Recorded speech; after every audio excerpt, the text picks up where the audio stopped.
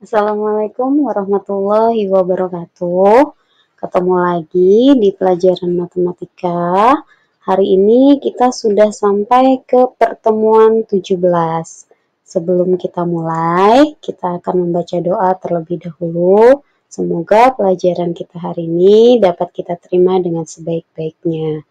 Berdoa, dimulai.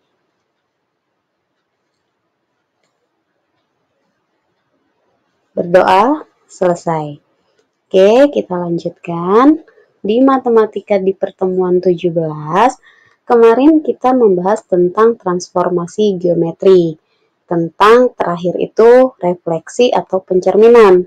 Nah, kalau kemarin di refleksinya yaitu refleksi terhadap sumbu X. Nah, kalau hari ini kita akan belajar tentang refleksi tetapi terhadap sumbu Y.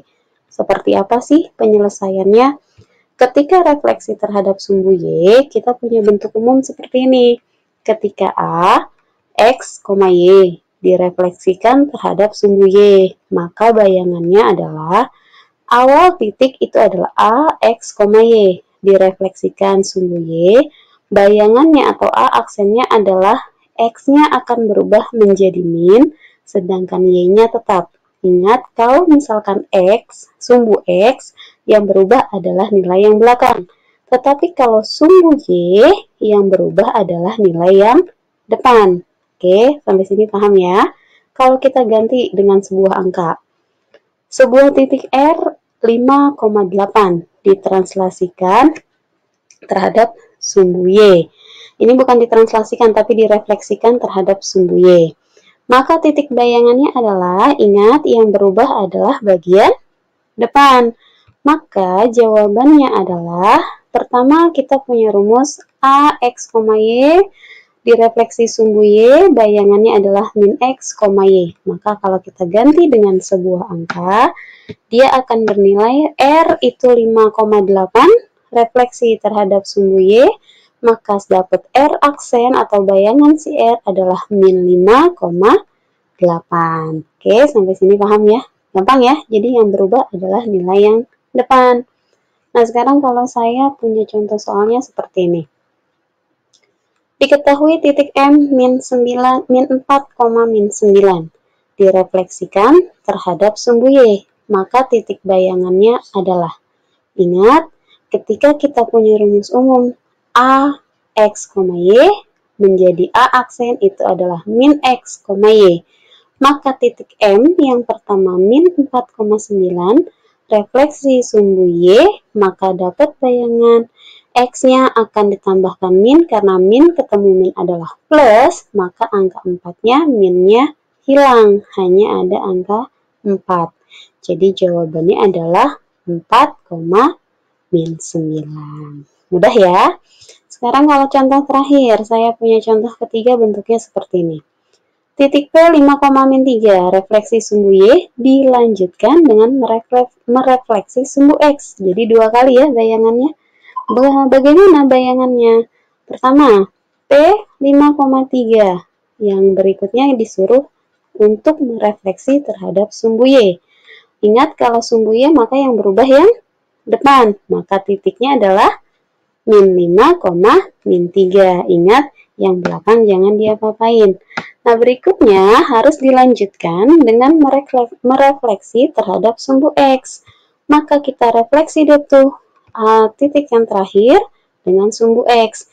Ingat, kalau sumbu X yang berubah adalah bagian belakang, maka titik bayangannya menjadi min 5,3, karena min ketemu min plus. Oke, sampai sini bisa ya? Paham ya? Oke, kita lanjutkan. Yang berikutnya kita punya yang namanya refleksi terhadap Y sama dengan X. Oke, seperti apa penyelesaiannya? Kita lihat bentuk umum di sini. Sama, jika A nilainya adalah X, Y direfleksikan terhadap Y sama dengan X, maka titik bayangannya adalah nilai yang pertama A itu adalah X, Y. Refleksi Y sama dengan X, maka bayangan A atau A aksennya tinggal kalian rubah tempat. Ingat, awalnya X, Y, maka hasil bayangannya itu adalah Y, X. Jadi tanpa ditambahkan min, tanpa dihilangkan apapun, hanya kalian rubah tempatnya. Seperti apa? Kita lihat di sini. Diketahui titik Q itu min 2,9. Direfleksikan terhadap Y sama dengan X. Maka titik bayangannya adalah, ingat, tidak ada yang dirubah, tidak ada yang ditambahkan, hanya pindahkan tempatnya saja. Maka kita punya nilai umum seperti ini. Maka bayangan si Q min 2,9 kita refleksikan Y sama dengan X, maka dapat Q aksen tinggal dirubah tempatnya. Maka tinggal 9, min 2. Lebih mudah ya? Oke, hanya dipindahkan tempatnya saja. Berikutnya, contoh yang kedua, titik L itu 9, min 4. Direfleksikan terhadap Y sama dengan X. Maka bayangannya adalah, udah tahu dong jawabannya. Oke, pertama L itu 9, min 4. Refleksi Y sama dengan X. Maka bayangan L itu adalah min 4,9. Oke, sampai sini ada pertanyaan dulu atau ada yang masih bingung? Kalau yang masih bingung, boleh japri ke saya ya. Oke, sekarang kita punya bentuk refleksi terhadap Y sama dengan min X. Ingat kalau yang tadi X-nya tanpa min, sekarang X-nya dengan min. Oke, seperti apa penyelesaiannya? Bentuk umumnya seperti ini. Ketika A refleksi Y min X, maka bayangannya seperti apa? Sama. Rubah tempat, tapi sekarang kalian tambahkan tanda min. Oke. Ingat, rubah tempat, tambahkan tanda min. Seperti apa? Kita lihat. Titik B min 5,7. Refleksi terhadap Y sama dengan min X. Maka titik bayangannya adalah, oke, B-nya min 5,7. Refleksinya Y sama dengan min X. Maka B aksennya min 7,5. Kenapa di sini jadi min 7, di sini hanya 5? Pertama, depan, belakang, pindahkan jadi depan, ini positif, tambahkan min, jadinya min 7. Sedangkan 5, min ketemu min, hasilnya plus. Oke, berikutnya lagi. Saya punya seperti ini, contoh yang kedua. Titik B 2,7, refleksinya Y sama dengan min X, dilanjutkan dengan merefleksi terhadap sumbu X. Ingat, yang satu Y min X, yang kedua berefleksi terhadap sumbu X. Maka bayangannya seperti apa? Pertama, B 2,7. Berikutnya Y sama dengan min X. Maka akan menjadi B aksen atau bayangan pertama min 7,2. Refleksi yang kedua katanya harus dengan sumbu X. Ingat kalau sumbu X maka yang berubah bagian belakang.